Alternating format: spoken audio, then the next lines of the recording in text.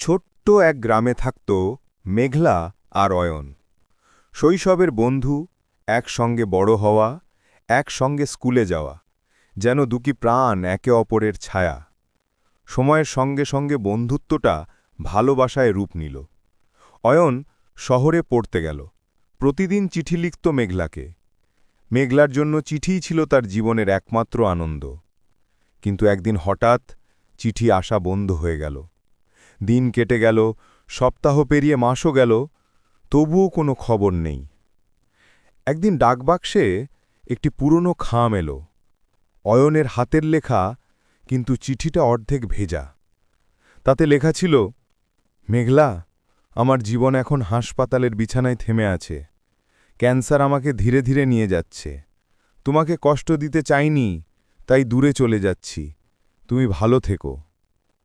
চিঠিটা পড়ে মেঘলা ভেঙে পড়ল। অয়নের শেষ চিঠি সে বুকের ভেতর রেখে দিল, ঠিক যেমন করে কেউ নিজের প্রাণের মানুষকে লুকিয়ে রাখে হৃদয়ের গভীরে। বছর কয়েক পরেও মেঘলাকে দেখা যায় গ্রামের পুকুর পাড়ে বসে পুরনো চিঠিটা হাতে নিয়ে হাসতে হাসতে কাঁদছে।